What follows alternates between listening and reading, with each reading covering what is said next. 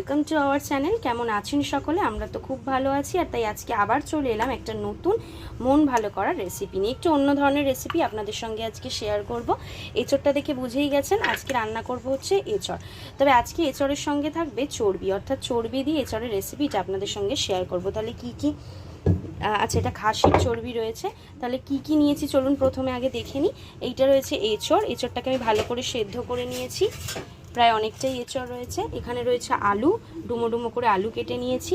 এইটা হচ্ছে main ingredients, অর্থাৎ খাসির চর্বি। এই যে আমি একটু না পিস পিস করে নিয়েছি, খুব বেশি ছোট করবেন না কারণ চর্বি এমনি দিয়েই গলে যায়, তাই মিডিয়াম পিস করেছি। এখানে নিয়ে নিয়েছি হচ্ছে ধনে গুঁড়ো, নুন। এখানে ফোড়নের জন্য আমি নিয়ে নিয়েছি গোটা জিরে আর তেজপাতা দুটো। এটাতে রয়েছে আদা, রসুন এবং কাঁচা লঙ্কা বাটা। শুকনো লঙ্কা ইউজ করব, তবে খুব অল্প, যেহেতু গরম পড়ে গেছে তাই এরভাবেই ইউজ করছি। টমেটো কুচি রয়েছে, লঙ্কার গুঁড়ো নিয়েছি খুব সামান্য, যেহেতু ওখানে লঙ্কা নিয়েছি, হলুদ গুঁড়ো, আর এখানে রয়েছে পেঁয়াজ বাটা। এই নিয়ে নিয়েছি সর্ষের তেল, চিনি নিয়েছি, একটু চিনি লাগবে, আর এখানে নিয়েছি একটু গরম মশলা বাটা, আমি বেটে নিয়েছি গরম মশলা।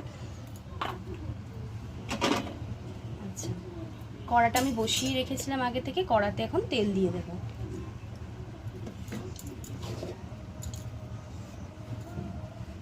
এছাড়া অনেকেই নিরামিষভাবে খান, অনেকে চিংড়ি মাছ দিয়ে, এমনি দিয়ে খেতে ভালোই লাগে। চিংড়ি মাছ তো যেখানে পড়ে বেশ ভালো লাগে, বাট আজকে ভাবলাম খাসির চর্বি ছিল অনেকটা, তো সেটা দিয়ে একটুখানি ট্রাই করব।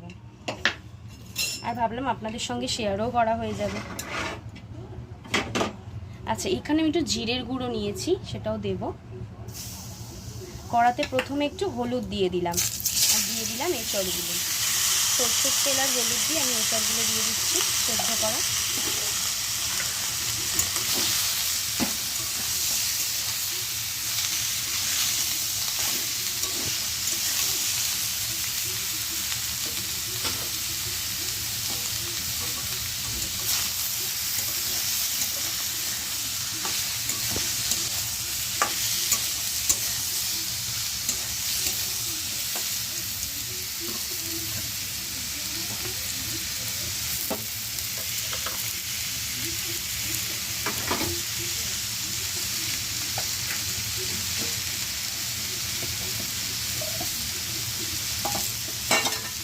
কড়াতে আমি সামান্য তেল আর একটু হলুদ দিয়ে কিন্তু সেদ্ধ করে রাখা এঁচড়গুলো কড়ার মধ্যে দিয়ে দিয়েছি।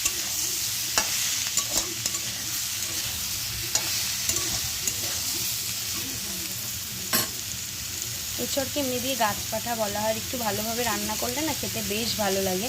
আর আমাদের বাড়িতেও সকলে খুব ভালোবাসে, এরকম অনেকেই আছে যারা এঁচড় খেতে খুব ভালোবাসে।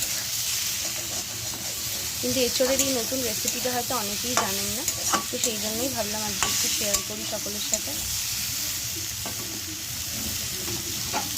আচ্ছা, এঁচড়টা আমি মোটামুটি নাড়াচাড়া করে নিয়ে কড়া এখন বাটিতে ঢেলে নেব।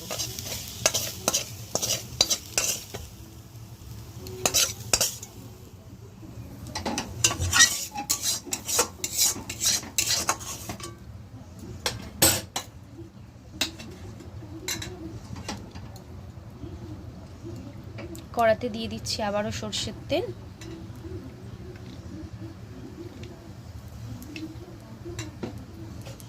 তেলটা একটু বেশি পরিমাণে নেবেন।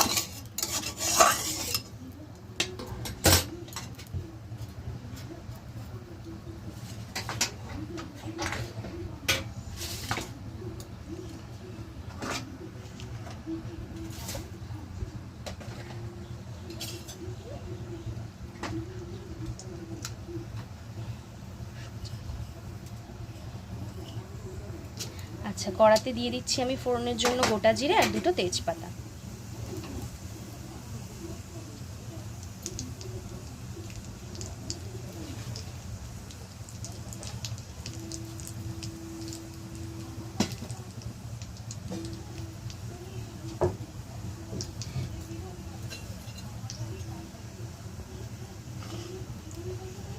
কড়াতে এবার আমি দিয়ে দিচ্ছি ভেজে রাখা আলু, মানে সরি কেটে রাখা আলুগুলো।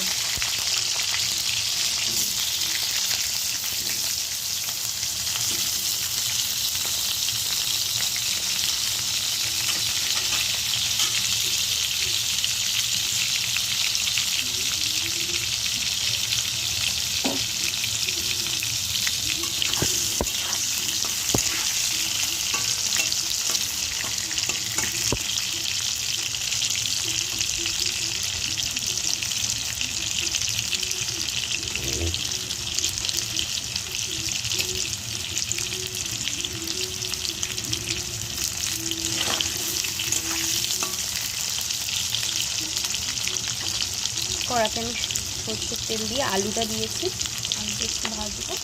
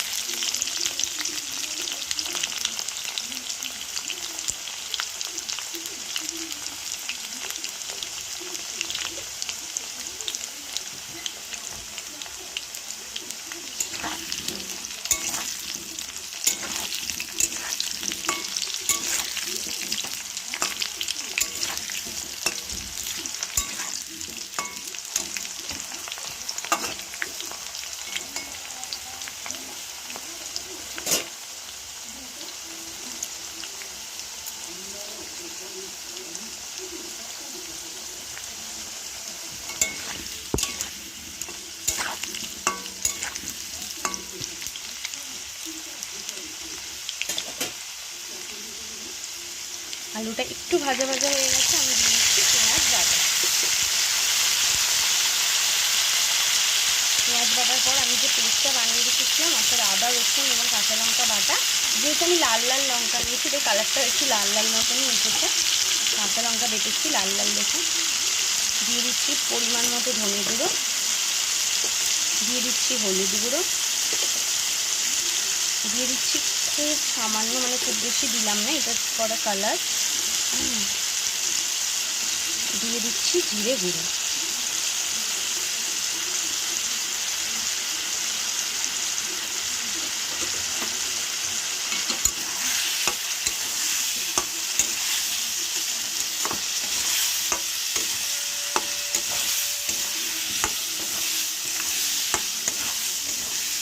এবার ভালো করে আমি মশলাটা কষিয়ে নেবো। এর মধ্যে কিন্তু আমি লঙ্কা গুঁড়ো, হলুদ গুঁড়ো আর দিয়ে দিচ্ছি কুচো করে রাখা, মানে টুকরো করে রাখা টমেটোগুলো, দিয়ে দিচ্ছি পরিমাণ মতো নুন। আমি কিন্তু সমস্ত মশলা একে একে অ্যাড করে নিয়েছিলাম, আদা রসুন বাটার সঙ্গে কাঁচা লঙ্কা বাটার পেস্টটা, হলুদ গুঁড়ো, লঙ্কার গুঁড়ো, তারপর ধনে জিরে সব কিছু অ্যাড করলাম, তারপর টুকরো করা টমেটো আর নুন আমি অ্যাড করে কিন্তু এবার ভালো করে একটুখানি এটাকে কষিয়ে নেবো নাড়ানাড়ি করে।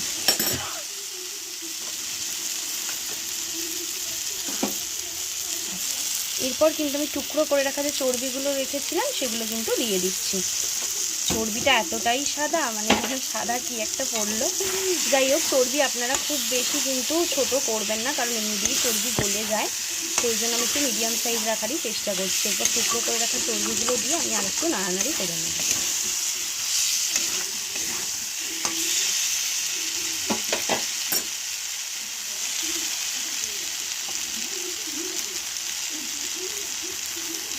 আমি দিয়ে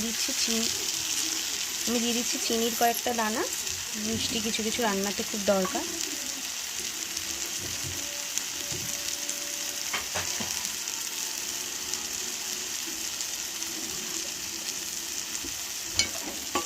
আমি আরেকটু নাড়ানাড়ি করে নিচ্ছি ভালো করে।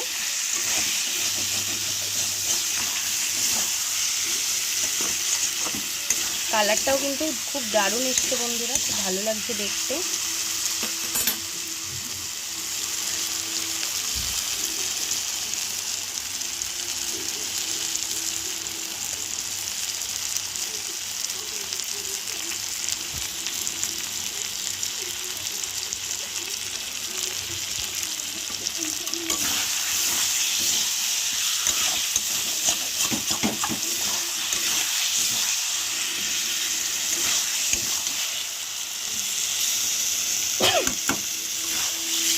ভালো করে আমি এটাকে কষিয়ে নিচ্ছি সব কিছু দিয়ে, চর্বিও যেহেতু পড়ে গেছে।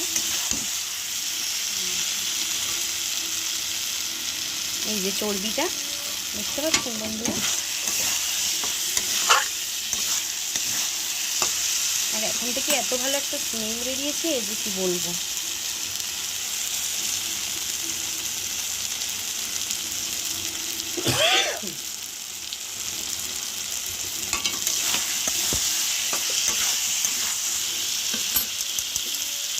আচ্ছা, এবার দিয়ে দিচ্ছি এঁচড়গুলো।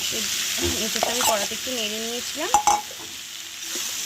হলুদ তেল দিয়ে, সেদ্ধ করে রাখা এঁচড়কে এবার এর মধ্যে দিয়ে ভালো করে একটু নাড়িয়ে নেব।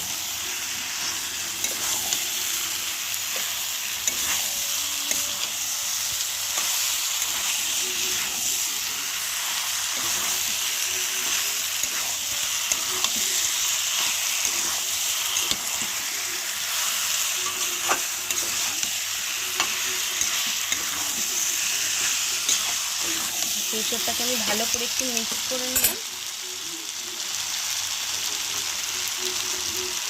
এঁচড়টাকে আমি ভালো করে মিক্স করে নিয়েছি, এবার এটা একটু হবে।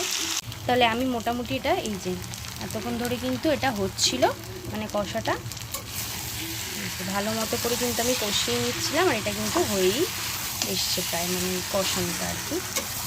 দেখতেও কিন্তু খুব ভালো লাগছে, কালারটা খুব সুন্দর এসছে। এবার এর মধ্যে আমি পরিমাণ মতো কিন্তু জলটা অ্যাড করে দেবো। ব্যাস, পরিমাণ মতো আমি জলটা অ্যাড করে দিলাম।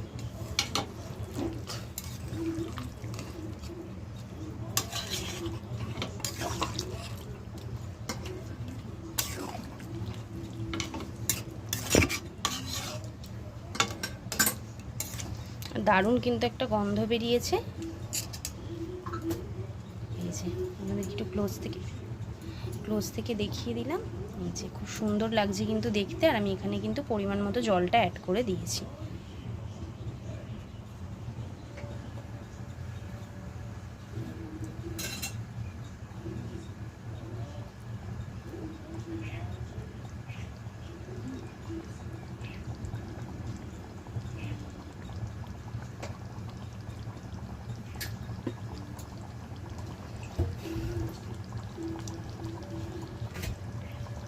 আচ্ছা, এরপর আমি জলটা অ্যাড করার পর গরম মশলা বাটাটা এর মধ্যে অ্যাড করে দিলাম। চাইলে আপনারা গুঁড়ো গরম মশলাও কিন্তু অ্যাড করতে পারেন, কিন্তু গরম মশলা বাটাটা এমনিতেই খুব ভালো লাগে, ফ্লেভারটা এত ভালো আসে, তো ওই জন্য আমরা গরম মশলাটা বেটেই দিলাম।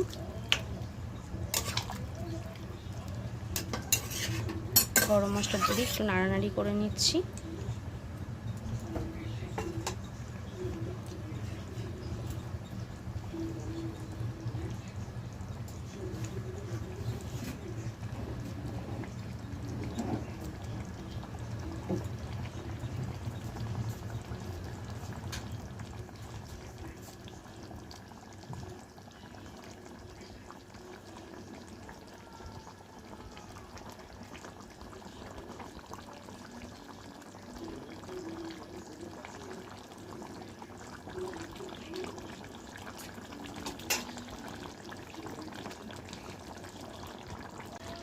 জল দিয়ে দিয়েছিলাম, আমি অ্যাড করে দিয়েছিলাম, আর ফুটে কিন্তু ভালো মতনই গেছে। আর জলটাও একটুখানি টেনে নিয়েছে, যেহেতু ইঁচড় মোটামুটি মাখামাখি হয়, খুব ঝোল ঝোল হবে না, তাই জলও আমি সেই বুঝেই অ্যাড করেছিলাম। আর তাই জলটা ফুটেও গেছে আর অনেকটা কিন্তু সোফটও করে নিয়েছে। আর আমাদের ইঁচড় কিন্তু অলমোস্ট এখন রেডি। এই যে ইঁচড়টা রেডি হয়ে গেছে। আর এই যে একটু একটু চর্বি রয়েছে এবং চর্বিটা অনেকটাই কিন্তু গলে গেছে। আমাদের রেসিপি কিন্তু একেবারে তৈরি, রেডি টু সার্ভ। আমি একটুখানি দেখিয়ে দিই কালারটা কতটা সুন্দর এসেছে, আর গন্ধটাও কিন্তু খুব ভালো বেরিয়েছে। তাহলে কেমন লাগলো আপনাদের আজকের রেসিপিটা অবশ্যই আমাদের কমেন্ট বক্সে জানাবেন। এবং যারা রেসিপিটা জানেন না অবশ্যই বাড়িতে একবার ট্রাই করবেন, ভালোই লাগবে খেতে। আর যারা যারা আমাদের চ্যানেলটিকে ফেসবুক পেজ শিখার হেসেল এবং তার সাথে আমাদের বেঙ্গলি ফুড কিচেন অর্থাৎ ইউটিউব চ্যানেলে এখনও পর্যন্ত সাবস্ক্রাইব করেননি বা ফেসবুক পেজে ফলো করেননি, তারা কিন্তু অবশ্যই ফলো করবেন, আমাদের সঙ্গে থাকবেন। আরও নতুন নতুন ভিডিও কিন্তু আমরা খুব শীঘ্রই নিয়ে আসছি। আর আজকের রেসিপিটা কিন্তু এই পর্যন্তই। পরবর্তীতে আবার হাজির হব অন্য কোনো রেসিপি নিয়ে।